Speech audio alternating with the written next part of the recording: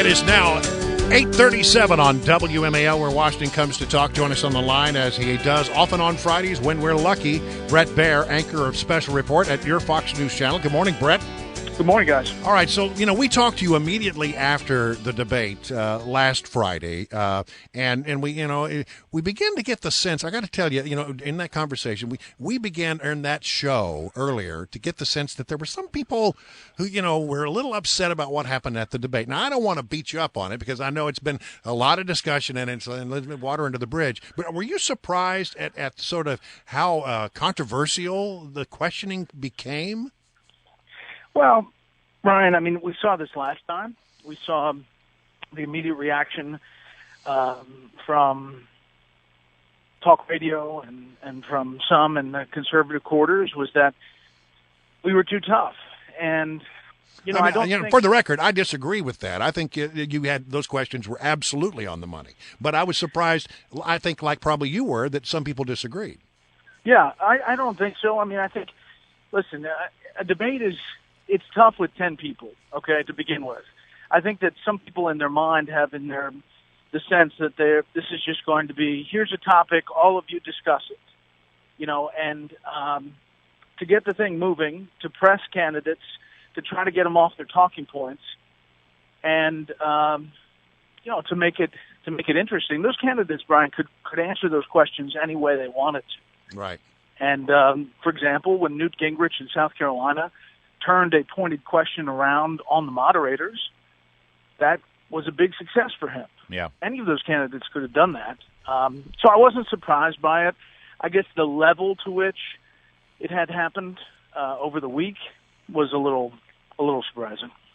By the way, the news development for everyone to know, Bret already knows this, but the Fox News Channel has announced that the same three moderators, Chris Wallace, Megyn Kelly, and our guest here, Bret Baier, will in fact moderate the next Fox News debate. That's in Iowa, is it, right before the caucuses? It is, right before the Iowa caucuses. So there you go. I want to talk to you about some of the news in this week, most specifically about the latest in Hillary Clinton's email stories and the political fallout. Listen, nobody knows exactly what happened with these top secret emails, but we do know now that they were on that server.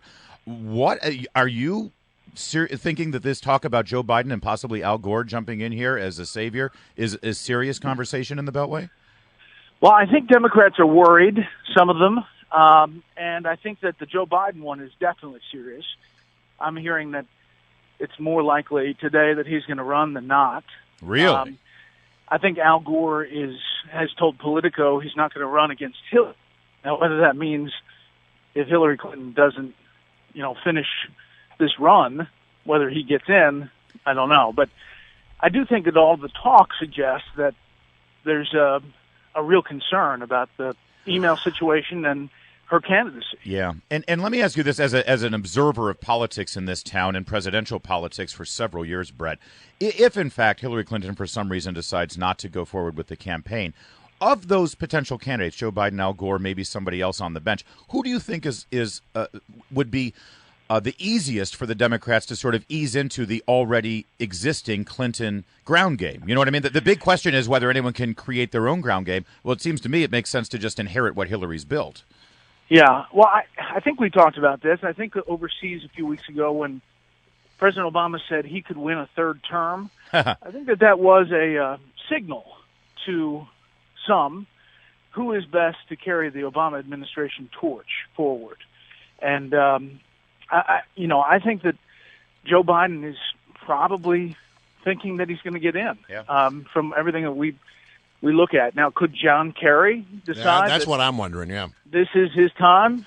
Who knows if this Iran deal moves forward and, he's clearly had the experience before. Wow, amazing times. But isn't it interesting that we are actually having a serious conversation, and it's not just among us, among Democrats right now, that Hillary might not be fait accompli, that she might not be, the certain nominee of the Democratic Party. How serious is this email scandal? Because, it seems as if every day there's a new development, and the story has that sense of drip, drip, drip. What's next? Yeah, no, that's right. And listen, you talk to intelligence officials, and they will tell you that nothing is handled more seriously than the trafficking and handling of classified information.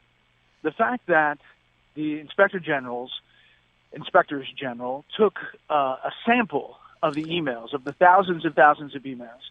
They took a sample of 40, and they found 4 of those that had classified information, 2 of them with top secret, sensitive, very sensitive, right? Yeah, SCI is what it's called, the highest classification that we have in the government. So in just that sliver that they tested, there was that classified information. The fact that it was on the server, whether it was marked or not, people have gone to jail for less than that. And that's what I want to follow up on. I mean, look, we now know there was classified data on that server. We also know that traditionally when a Secretary of State leaves office, they maintain their security clearances. If there was any other human being in America who had mishandled classified data, the first thing that would happen would be taking away that person's or suspending that person's security clearances. Has anything like that been contemplated in her case?